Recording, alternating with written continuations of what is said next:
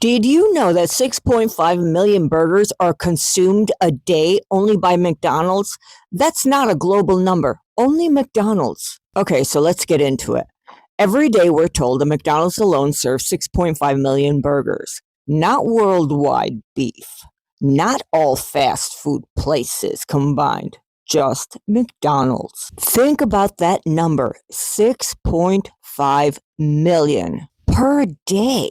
Now here's where the mystery begins, because if you line up every cattle ranch, every farm, every slaughterhouse we know of, the math does not match the production. Not even close, guys. A single cow can only produce so many patties, even if you grind down every inch. And we're not talking thousands here. We're talking millions and millions every 24 hours, nonstop, worldwide. So here's the question nobody wants to ask out loud. Where is all this meat coming from? Because ranchers aren't multiplying, farms aren't multiplying, cows aren't magically giving birth to 10 calves at a time. Yet the burger production is skyrocketing. The math just doesn't add up. Let's follow the trail. We live in a world where corporations proudly announce lab-grown chickens, 3D printed steaks, synthetic protein, worm-based fillers, restructured meat fibers. Yes, that's a real term. And if that's the stuff they tell us about, just imagine what they don't tell us about. Here's the darkest part. You cannot sustain 6.5 million burgers a day using cows alone. It's mathematically impossible. There aren't enough ranches, there's not enough land, feed crops, or processing facilities to keep the number going forever. Somebody somewhere is supplementing something. So let's go down this rabbit hole. So let's see what the possibilities can be. Maybe it's clone meat that nobody's required to label it. Maybe it's lab-grown tissues mixed into regular beef. Worm protein stretched into patties, or 3D printed meat substitutes masked with seasoning. Imported mystery filler from facility nobody visits. And people will say, oh no, that would never happen. Companies are honest. The labels don't say that. The FDA is watching everyone. Are they?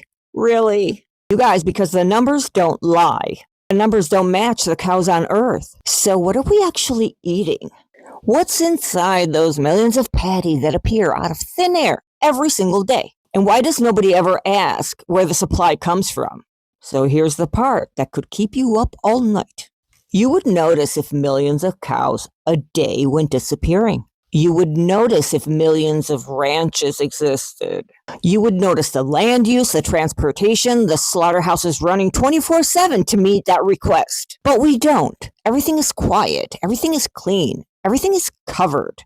What's the explanation? The truth is, fast food patties can contain beef byproduct, meat trimmings, and reprocessed protein, the parts of the cow that people normally don't even think about and would never eat. We're told that companies may blend fat and muscle, cognitive tissue, but did anybody ever tell you that they're using meat fillers or binding agents?